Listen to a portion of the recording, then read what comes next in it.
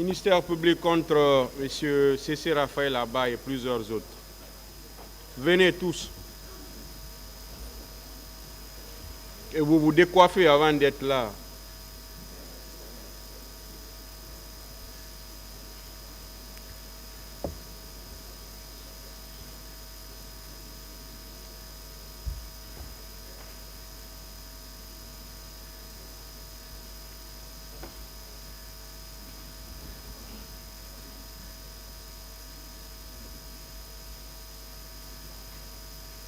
Maître Jean-Baptiste, vous pouvez continuer.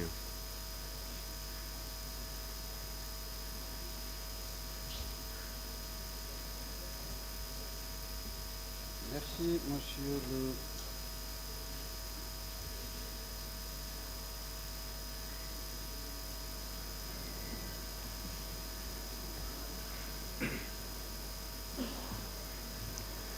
Merci, monsieur le Président.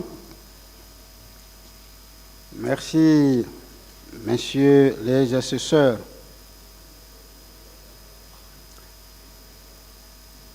Lorsque je suis arrivé au fait, j'étais en train de dire qu'un constat s'imposait, que des observations s'imposaient avant même de rentrer dans la démonstration du mal fondé de ces infractions, en tout cas à l'égard du président Dadis.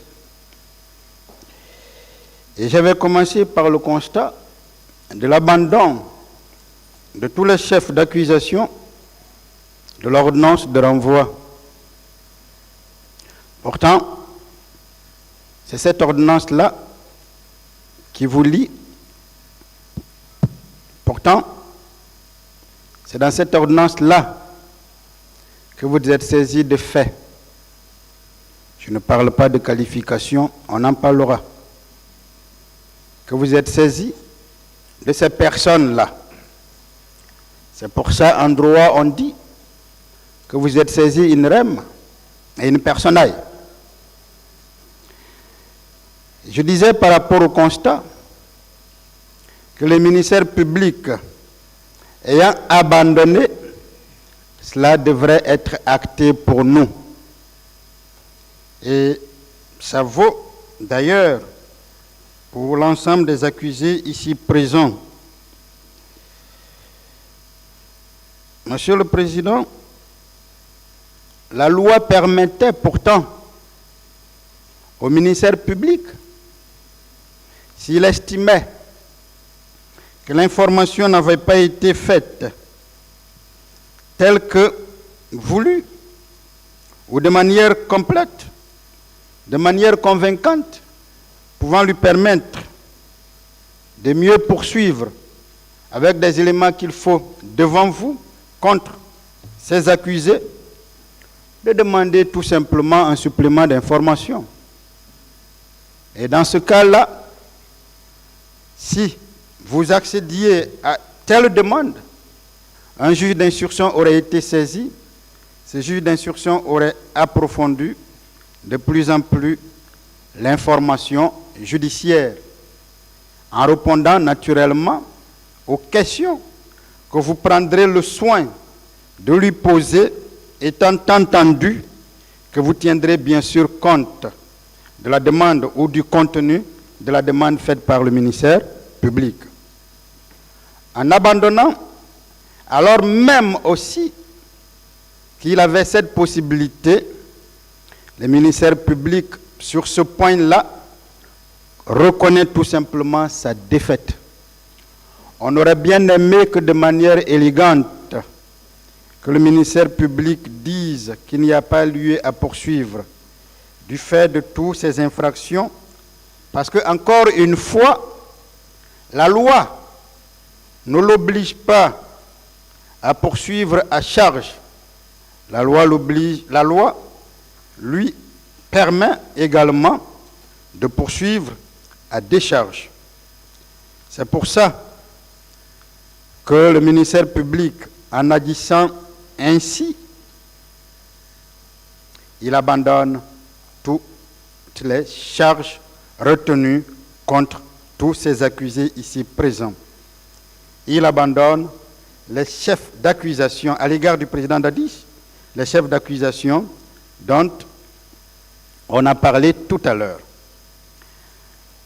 L'autre inquiétude, c'est quand, n'insistant avec tous les moyens qu'il faut, je note des moyens non fondés en tout lieu, mais non fondés du début à la fin, mais nous nous demandons bien sur quoi le ministère public s'appuie. Puisqu'il a déjà démissionné de ces faits, nous sommes convaincus que relativement à ces faits, aucun des accusés ici présents ne pourrait être retenu dans les liens de la prévention pour crimes constitués. Alors cela fait peur, cela fait douter de la méthode du ministère public. C'est sa méthode à lui, il est le seul responsable de cette méthode-là. Nous nous contentons tout simplement d'en discuter parce que cette procédure-là, elle est publique, elle est contradictoire. Mais un autre élément plus important, Monsieur le Président, en abandonnant et en insistant mort de cul sur la requalification, le ministère public ne tient pas compte de la qualité de chaque accusé renvoyé devant vous ici. Certains sont auteurs, des présumés auteurs, passez-moi l'expression, Monsieur le Président, Messieurs les juges, assesseurs, d'autres sont des présumés complices. Quelle sera la situation de cette qualité, puisque nous n'en avons pas parlé? J'en parlerai justement en parlant de la requalification. Parce que si vous n'êtes pas saisi de qualification, la question c'est, est-ce que vous avez le pouvoir de changer la qualité des personnes qui sont renvoyées devant vous? Est-ce que le complice pourrait devenir auteur par une baguette magique d'un tribunal criminel? Voilà le premier constat, le constat qui devrait être fait. Mais, comme je vous l'ai dit, des observations s'imposent également. Et plusieurs observations.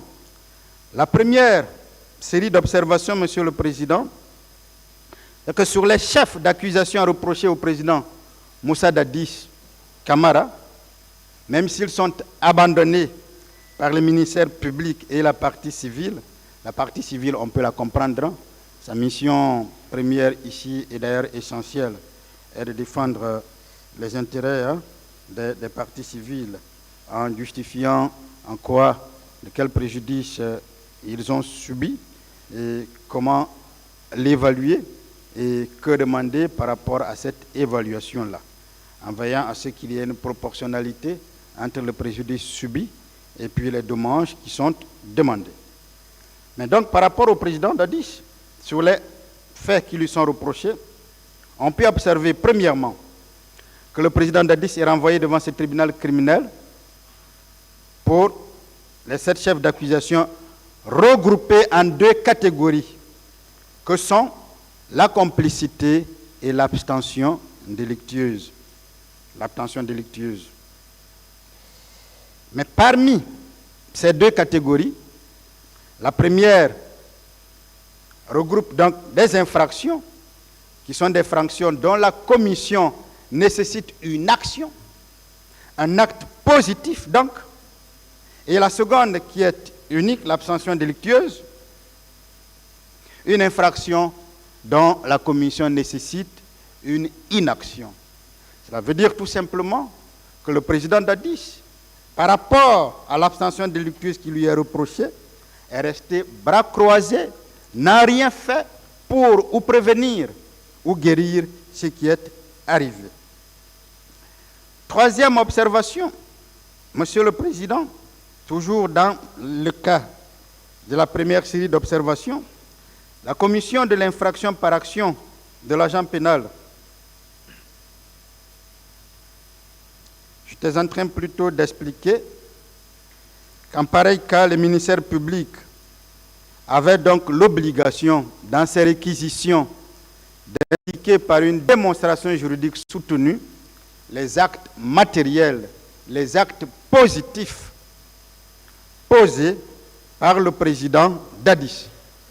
Surtout que l'ordonnance de renvoi l'aide dans ce sens-là en évoquant des actes matériels que sont la provocation et la fourniture d'insurrections.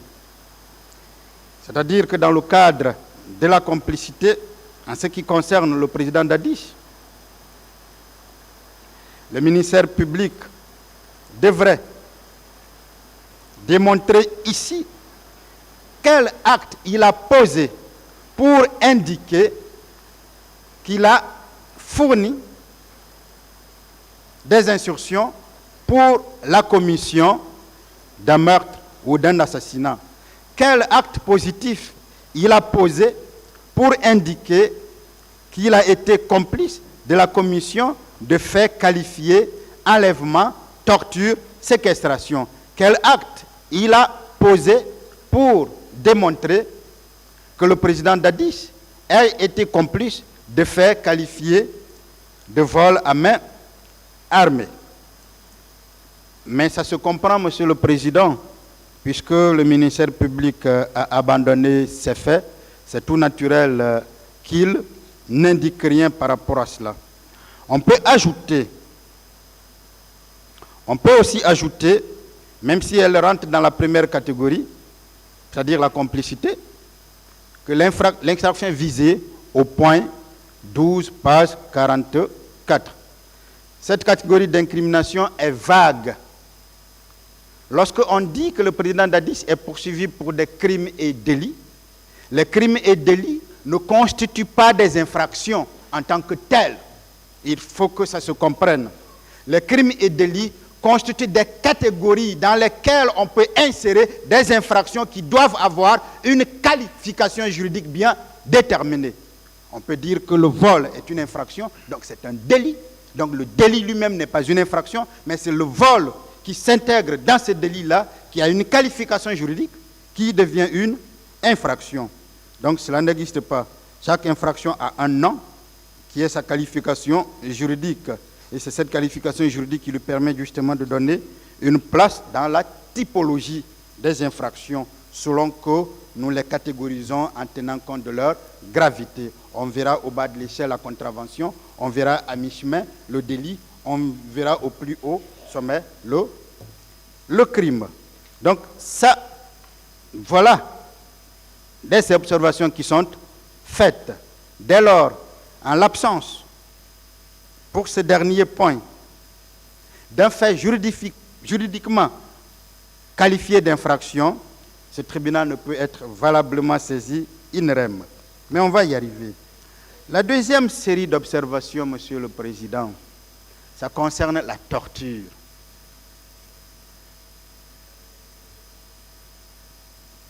Nous sommes le 28 septembre 2009. Alors nous sommes encore gouvernés par le Code pénal de 1998. Ce Code pénal ne prévoit pas une infraction, une incrimination appelée torture.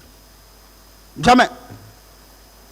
Le Code pénal de 1998 ne prévoit aucune incrimination appelée torture.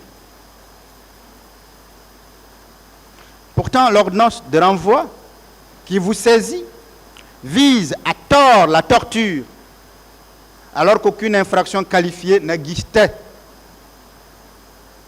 dans l'arsenal répressif guinéen au moment des faits, au moment de la commission des faits répréhensibles.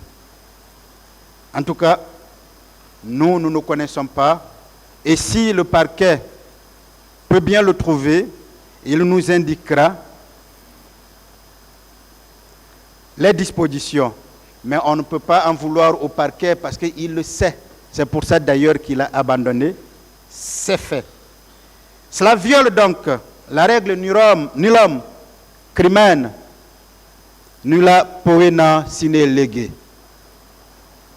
Nul crime nulle peine sans test de loi. La troisième série d'observations, Monsieur le Président, c'est sur les autres chefs d'accusation non reprochés au président Moussa Dadis Camara.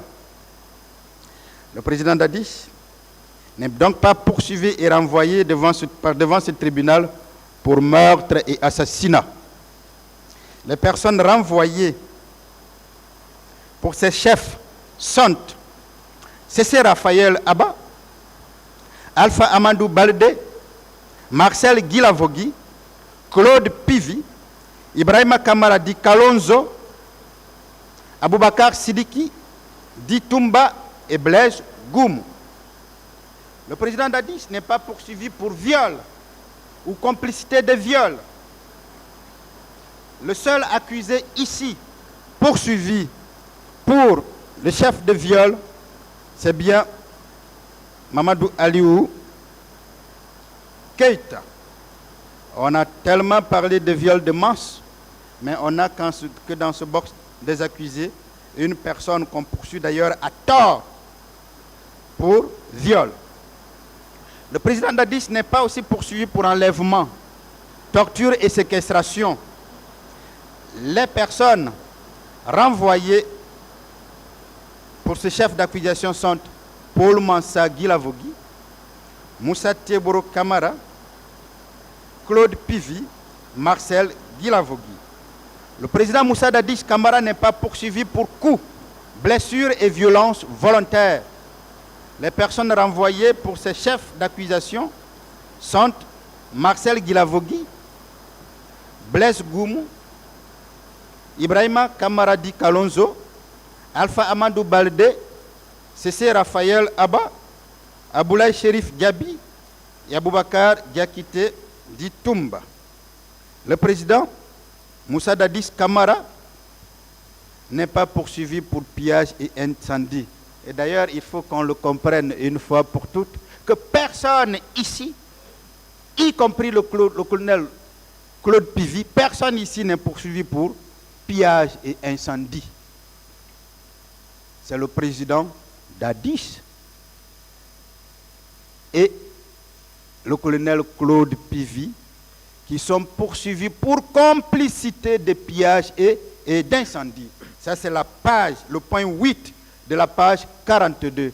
Vous comprendrez que cette infraction ne peut même tenir la route. Parce qu'on ne peut pas parler de complice en dehors d'un auteur.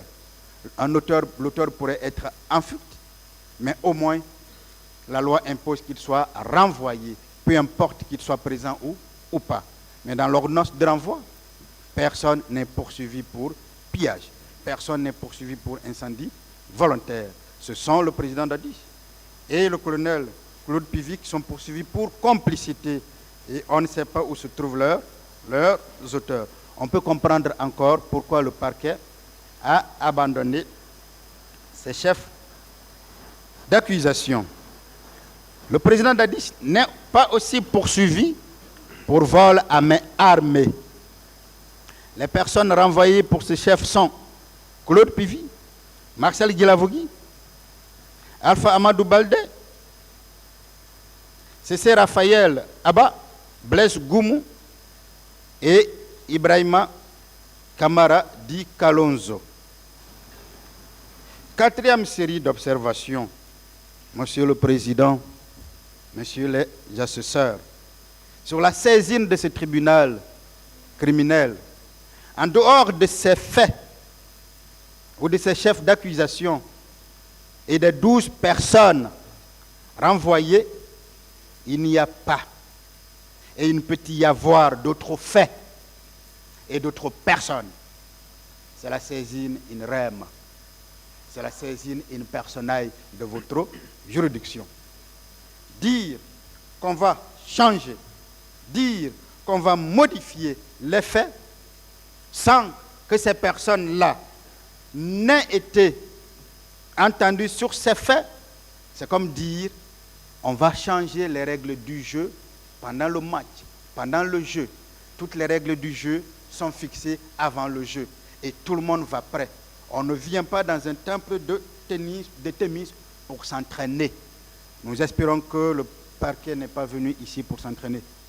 Nous espérons que les partis civils ne sont pas arrivés là pour s'entraîner. Ici, on vient parce qu'on est bien formé. Ici, on vient parce qu'on vient jouer. On vient jouer pour gagner. On vient pour la victoire. Mais on ne vient pas s'entraîner. Mais on a comme l'impression que de l'autre côté, on est venu pour s'entraîner et qu'on a compris notre défaite. Et puis on dit, on vous laisse le tapis vert, marquez-nous 3 buts. Mais nous irons au-delà de 3 buts. Nous marquerons au moins 11 buts pour chaque parquetier. Deuxième chose, toujours dans cette 4e série, le tribunal ne peut juger que les personnes renvoyées devant lui, dont le président Moussa Dadis Camara. Seulement sur ces faits, pour les faits pour lesquels il est renvoyé devant lui, et seulement sur ces faits-là. Je répète encore une fois, c'est la saisine in rem, parce que vous êtes saisi de faits. C'est la saisine in personae, parce que vous êtes saisi de personnes. 5e série d'observations sur la qualité des personnes renvoyées.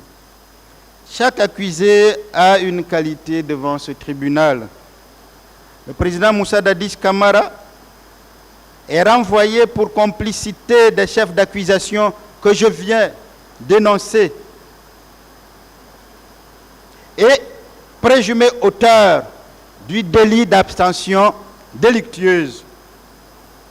Chaque accusé a donc une qualité devant ce tribunal.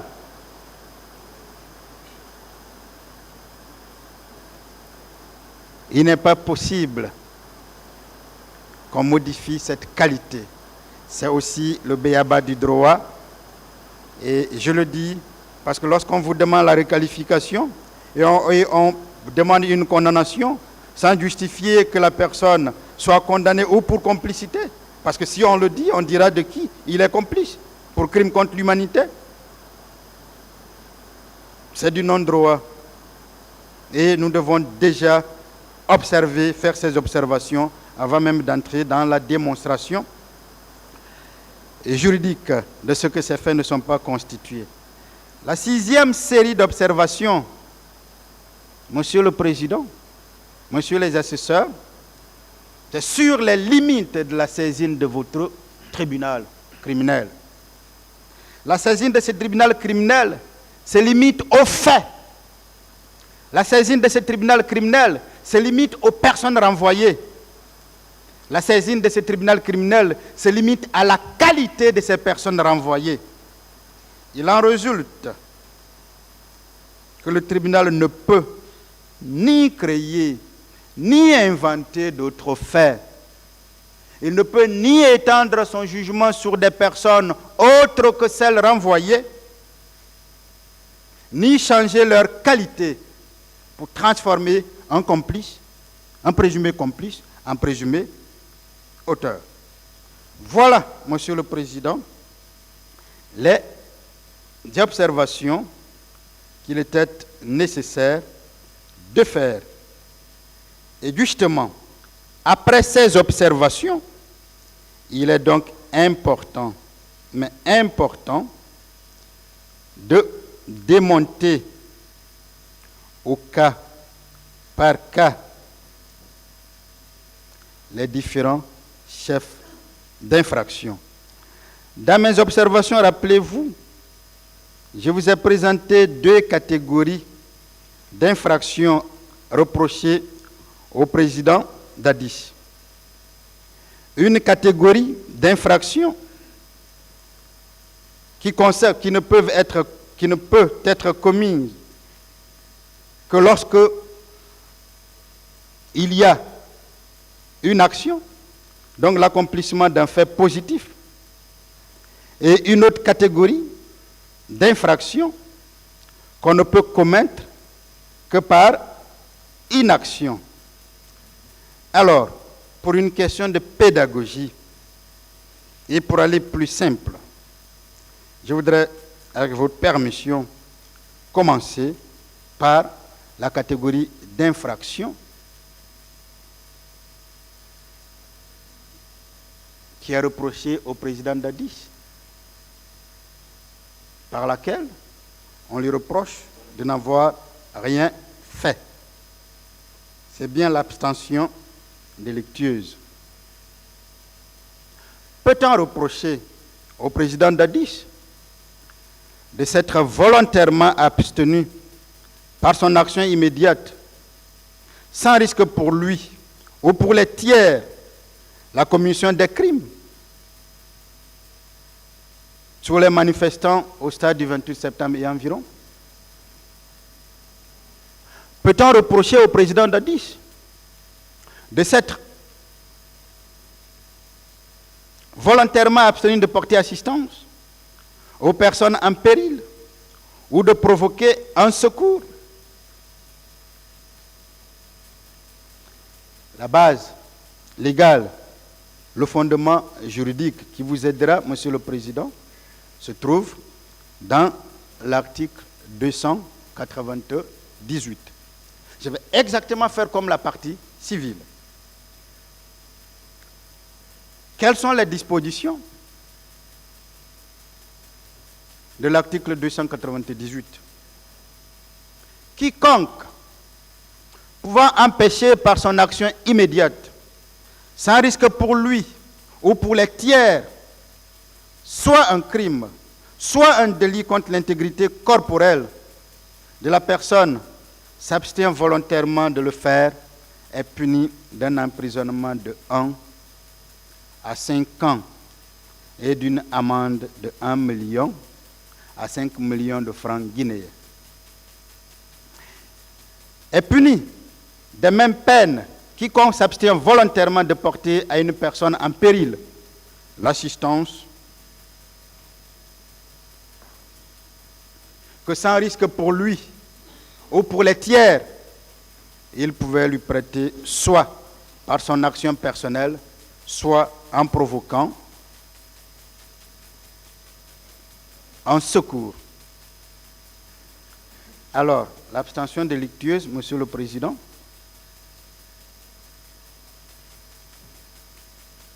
c'est quoi? Comme d'ailleurs son nom l'indique, c'est refuser de poser un acte pour porter secours à une personne, pour porter assistance à une personne. Alors même que, si cet acte-là était posé, la personne n'aurait pas vécu les conséquences de cette infraction. Je rappelle, et Maître Pépé l'avait clairement indiqué, qu'il s'agit d'un délit qui, sur la forme, est déjà prescrit, puisque les délits, chez nous, se prescrivent en 5 ans. Dans cette affaire, l'ordonnance de renvoi a été rendue le 29 décembre 2017.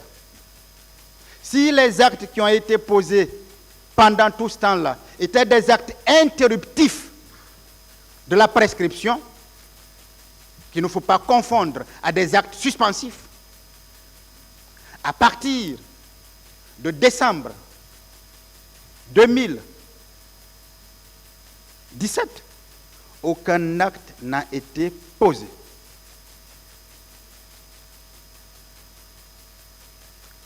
Ce procès a commencé depuis longtemps. L'ordonnance de renvoi a été prise depuis très longtemps. Et avant la programmation, vous comprendrez qu'il s'est écoulé autant d'années pour prescrire l'action publique. À partir de là, sur le plan de la forme, cette infraction, l'action publique est prescrite à l'égard du président Dadis. Mais, Monsieur le Président, je voulais dire que nous sommes honnêtes, que nous n'attendons pas de nous protéger par un arsenal juridique et éviter de nous justifier, surtout que ce procès est public. C'est pour ça que nous allons démontrer que ces faits ne sont pas constitués à l'égard du président Dadis. Ces faits ne peuvent donc pour lui être opposables. Le président Dadis ne s'est pas abstenu, mais il n'est pas resté bras croisés. Mais il a plutôt pris des dispositions avant les événements, pendant les événements et après les événements. Nous faisons cette distinction, nous catégorisons ces éléments-là pour que la compréhension soit plus facile. Qu'a-t-il fait pour ne pas rester bras croisés avant les événements? Voici les dispositions que le président Dadis a prises. Sur le plan administratif, à travers le ministre de l'Administration du Territoire et des Affaires politiques, le MATAP, bénéficiaire d'une délégation de pouvoir du président, il avait été publié dans les médias au nom du gouvernement un communiqué demandant de surseoir à toute manifestation, ce qu'on a transformé ici, dans cette salle d'audience, en interdiction, alors même que le communiqué a été lu par une des parties civiles et demandait de surseoir. Mais, Monsieur le Président, n'était-il pas dans les pouvoirs du ministère en charge des partis politiques, bénéficiaire d'une délégation de pouvoir du président, qui, une fois que ce pouvoir est délégué en sa qualité de délégant, les pouvoirs délégués sortent de son patrimoine et il ne peut plus être maître des prérogatives qui ont été sorties de ce patrimoine. Parce que tout simplement, le patrimoine du bénéficiaire de la délégation a été enrichi de ce pouvoir du président qu'il peut valablement exercer sans aucune entorse et de manière légale. Est-ce que lorsque le ministre du MATAP, en charge des partis politiques, prend un communiqué pour surseoir, cela n'est pas prévenir? Est-ce que cela n'est pas pour éviter que le meeting se tienne? Est-ce que cela n'est pas pour éviter que des personnes sortent ce jour-là? Et surtout, que le communiqué intéressait tous les territoires de la République. Parce que ce ministère, conformément aux instructions du président, voulait que la date anniversaire de l'indépendance, le 28 du référendum, soit respectée. Parce que ces gens-là avaient vu plus loin et n'ont pas voulu que ce jour-là soit sali, comme a voulu ou ont voulu les ennemis de la Guinée. C'est pour ça qu'une journée de recueillement a été donc décidée, journée de recueillement et de pardon. Qu'on me dise alors que ça ne fait pas partie des pouvoirs régaliens d'un ministre, parce que ça lui est confié par son président. Qu'on me dise alors qu'un président est dans l'obligation, si un ministre prend une telle décision, de l'amener à rapporter sa décision. Pourquoi alors on va dire que le président n'a rien fait, alors que sur le plan administratif, tel acte a vu jour? Tous les pays du monde sont gouvernés comme tels. Des communiqués interviennent, des arrêtés interviennent, des circulaires interviennent, des décisions interviennent pour surseoir tel ou tel, à partir du moment où ceux censés gérer le pays comprennent qu'il y a derrière des velléités qui pourraient ne pas être contrôlées.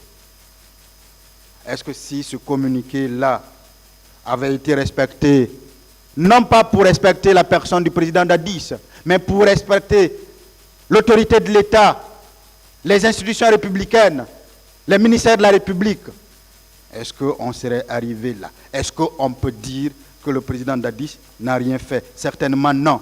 D'ailleurs, la partie civile, Dr Ben Youssouf, l'a reconnu ici, publiquement, et vous a dit, si on avait écouté, si on avait respecté l'autorité de l'État, si on avait respecté les sages conseils donnés par la notabilité, par les religieux, ce meeting ne se serait pas tenu.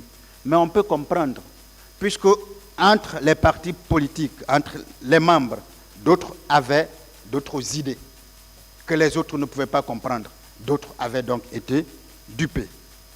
Et la question à se poser donc, c'est celle de savoir le droit pour un ministre de prendre un tel acte ou de déclarer que tel jour est férié. Mais on connaît tous les jours des jours fériés en Guinée ici. Et il n'y a pas longtemps, un jour qui ne devrait même pas être férié a été déclaré férié par le ministre chargé de la fonction publique. Est-ce que cela cause un problème?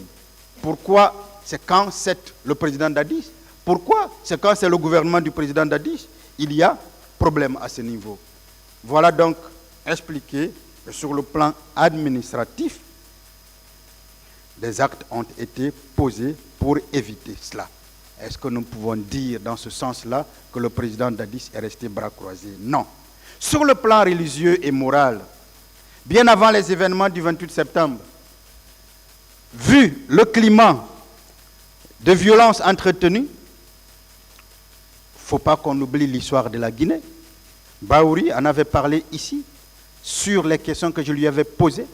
Il avait reconnu qu'en Guinée, il y a une culture de violence politique depuis longtemps. Ça ne date pas du président Dadis, ça date depuis très très longtemps. On a connu les événements des 2 et 3 février 2007. On en a connu d'autres, on a connu des manifestations ici. Il le savait. Le président Dadis a pris le soin de mettre en place un comité de médiation. Ce comité de médiation était composé du grand imam de la mosquée Faisal, El Hadj Mamadou Salou Diallo, du premier ministre, Cabinet Komara, du ministre, El Hadj Moustapha Koutoubou Sano, de Mme Adja Saran Dalaba, représentant des anciennes ministres et anciennes parlementaires.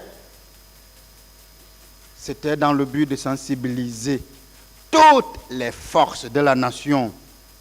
Et au cours de leur périple, ces sages ont fait le tour de tous les états-majors des partis politiques, le siège des sociétés civiles et des syndicats pour transmettre le message de la sagesse, pour les transmettre ces conseils-là et leur demander de surseoir. On ne leur demande pas de ne pas tenir des meetings.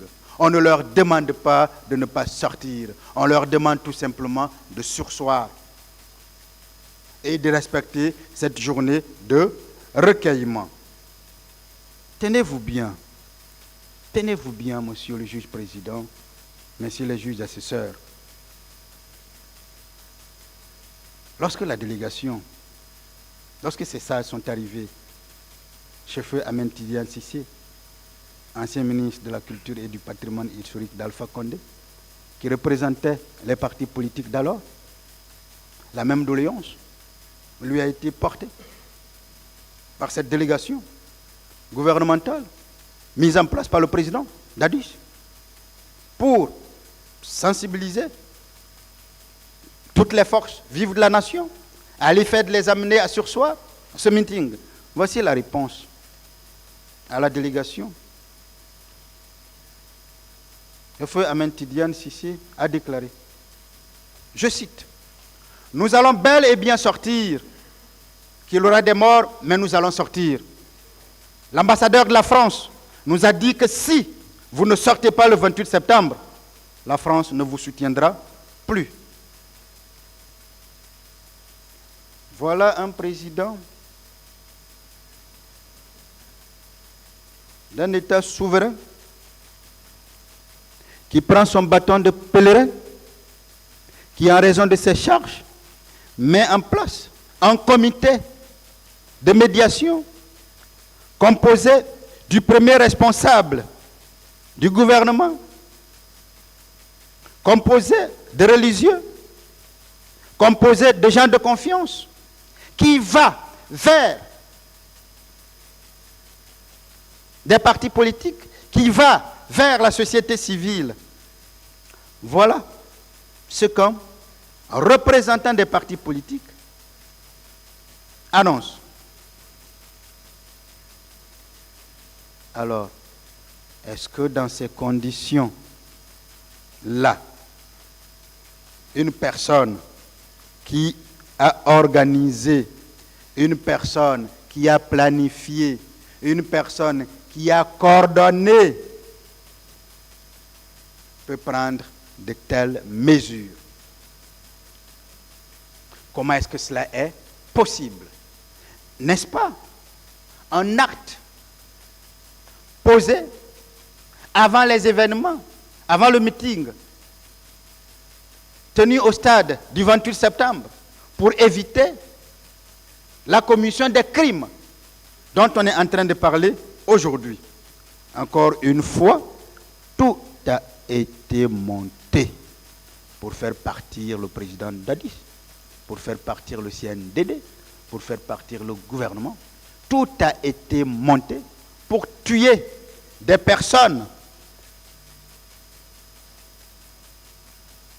et faire supporter cela par le président Dadis et ses proches. C'est pour ça qu'on vous parle d'attaque généralisée, mais j'en parlerai. C'est pour ça qu'on vous parle d'attaque systématique, sans vous définir l'attaque. On définit généralisé, on définit tout, mais on ne vous définit pas l'attaque. On ne vous dit pas de quelle attaque il s'agit. Le crime contre l'humanité n'est pas possible en dehors de toute guerre. C'est avant la guerre, pendant la guerre ou après la guerre. On va remonter dans le contexte, on oublie le contexte lié aux infractions. Mais nous en parlerons. Et c'est cela l'attaque. On me dira en quoi le pays était en guerre ou je ne sais quoi. Tout a été donc monté pour faire partir le président Dadis. Toujours, Monsieur le Président, sur le plan moral. Toujours sur le plan moral. La coordination des sages des 4 régions naturelles du pays a tenu les 19, 22, 26 septembre 2009 des réunions afin de mener des réflexions approfondies sur la crise sociopolitique qui se dessinait. Comme le comité de médiation, ces sages-là ont invité dans une déclaration du 26 septembre 2009, tout est dans les archives. Ils ont invité le CNDD, le gouvernement, les partis politiques, la société civile et les syndicats à s'abstenir de toute manifestation et de toute démonstration de force sur toute l'étendue du territoire. Mais cette fois, cela ne venait pas du président Dadis. Cela ne venait pas du président Dadis. Si on estime qu'à travers son ministre, un communiqué est pris, on ne respecte pas parce que c'est lui. Si on estime qu'un comité de médiation est composé de membres du gouvernement, on ne respecte pas. Mais au moins qu'on respecte cette notabilité. Là. Parce que cela venait de la notabilité de toutes les coordinations de nos régions. Ce sont des gens respectables. Doit-on parler vraiment de la place des religieux dans notre pays? Doit-on vraiment parler de la place des notables dans notre pays pour que ce tribunal comprenne, pour que tout le monde comprenne que le président Dadis a agi, qui n'est pas resté bras croisés, qui dénoue les crises les plus importantes dans notre pays? Je me rappelle encore, je n'étais pas à l'université, Mais même à l'université, quand ça ne marchait pas, on envoyait le cardinal Robert Sarah, à l'époque archevêque de Conakry. Mais pourquoi on le faisait? C'est la place qu'il occupait, le respect qui lui était dû, le respect qui lui est d'ailleurs dû, la considération qui lui était due, la considération qui lui est due. Pourquoi on envoie le premier imam de la mosquée, Faisal, se tenant compte du respect, de la considération qu'il incarne au sein de notre société, mais se tenant également compte du poids de la religion sur les Guinéens, que ces personnes-là partent pour poser des doléances. Il ne s'agit pas du président d'Addis. Qu'on ne respecte pas, alors, si vous voulez, condamner le président d'Addis, parce que tout simplement, il a mis en place un tel comité de médiation, alors, mais prenez le Premier ministre, Lansana Komara, prenez Madame Hadja Sarandalaba, prenez Koutoubou, prenez le grand imam de la mosquée Faisal, prenez ces personnes qui constituent ce que nous avons comme crème en ce qui concerne la sagesse. Pourquoi on devrait se moquer d'elles? Pourquoi on ne les a pas écoutées? Pourquoi ces religieux n'ont pas été entendus? Pourtant, ces religieux n'étaient pas des politiciens. Pourtant, ces sages n'ont pas été entendus. Pourtant, ces sages n'étaient pas des politiciens. Pourquoi? Encore une fois, parce que tout était organisé, tout était planifié, tout était coordonné pour faire partir le président d'Addis. C'était l'homme qui était détesté pour faire partir le CNDD, pour faire partir le gouvernement et pour faire partir tout ce qui restait d'eux. Sinon, qui peut raisonnablement dire qu'il n'a pas posé d'acte dans ce sens-là? Est-ce que si les leaders politiques, est-ce que si les leaders de la société civile, qu'on n'a même pas vu, avaient écouté ces religieux, avaient écouté la notabilité, avaient écouté ces sages, est-ce qu'on serait là aujourd'hui? S'ils avaient accepté de surseoir à leur meeting, s'ils ne s'étaient pas laissés berner par leur maître, s'ils ne s'étaient pas enfoncés parce qu'ils avaient un profit personnel, est-ce qu'on serait arrivé là aujourd'hui? Est-ce qu'on peut valablement reprocher au président d'Addis et au-delà de tout doute raisonnable, devant un tribunal criminel par rapport aux actions que je viens de poser, que je viens d'indiquer, qu'il est resté bras croisés et que l'infraction d'abstention délictueuse peut être retenue contre lui? Est-ce que cela est possible? C'est une impossibilité absolue, Monsieur le Président, Messieurs les assesseurs. Alors, qu'on ne dise pas que le président d'Addis est resté bras croisés. Il a mis en marche tout ce qui était en son pouvoir pour que ceci n'arrive pas. Que pouvait-il faire d'autre? Quelqu'un a dit que nos efforts soient plus ou moins favorisés. Il faut, quand on quitte la vie, pouvoir se dire « j'ai fait ce que j'ai pu ». Il a fait ce qu'il pouvait. Si ça devrait reprendre, ce serait compliqué de faire plus, parce qu'en tant que chef d'État, il est plus haut. Il a des gens sur qui il peut compter. En mettant sur place un comité de médiation, c'était pour que ce comité agisse. En mettant sur place ce comité de médiation, c'était pour que le Premier ministre agisse avec les membres de son gouvernement. En étendant ce comité de médiation à des anciennes ministres, à des anciennes parlementaires respectés dans ce pays, c'était pour qu'on arrive à convaincre toutes les parties. Voilà un homme de dialogue. Voilà un homme de compromis.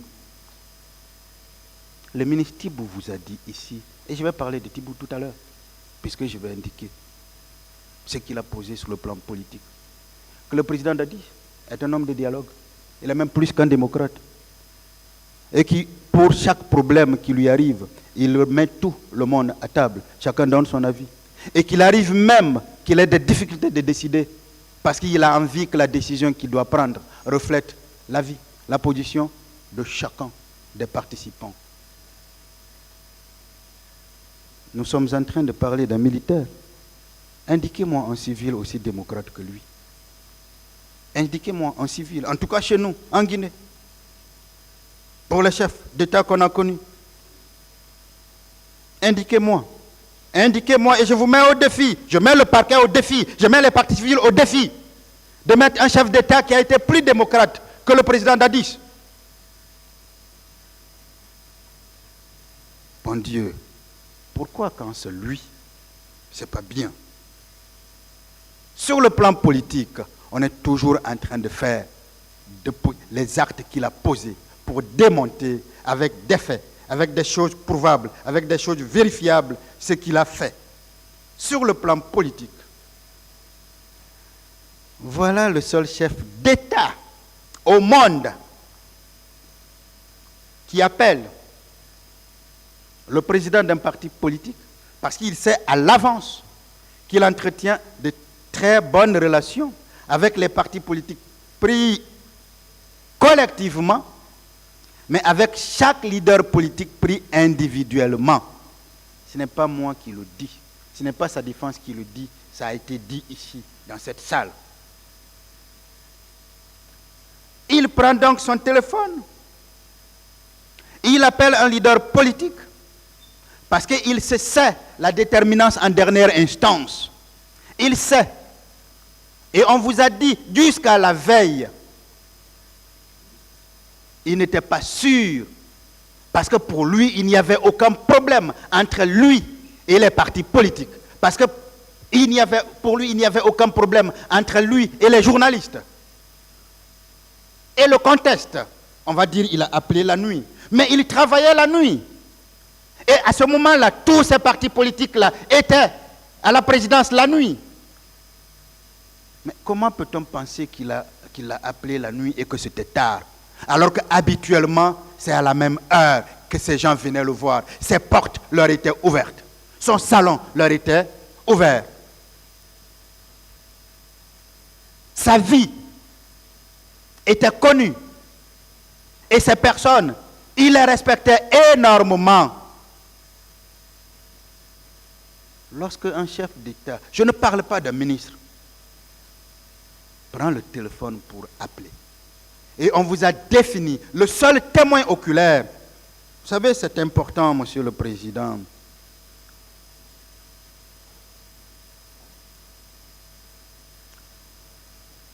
La nuit peut durer, le soleil finit toujours par se lever. La vérité finira par triompher dans cette affaire. On peut vouloir falsifier l'histoire, mais on ne réussira pas. Je n'étais pas là-bas. Le parquet n'était pas là-bas. La partie civile n'était pas là-bas. Le tribunal n'était pas là. La seule personne qui était là, au téléphone de qui on a parlé et qui a été entendu comme témoin acquis au débat, j'insiste là-dessus, témoin acquis au débat. C'est pour ça que lui, quand il fait un faux témoignage, il peut être poursuivi pénalement. Mais il n'a jamais été poursuivi. Ça veut dire qu'il a fait un bon témoignage ici. Et lui, il est acquis au débat. Thibou, qui a été un témoin de l'accusation. Ce ministre qui a vécu les faits vient expliquer une chose, et nous qui n'étions pas là, on veut modifier. Pourquoi voulez-vous trouver des poux sur du crâne rasé? Je vous l'ai dit depuis le début que dans cette affaire-là, le crâne du président Dadis est rasé.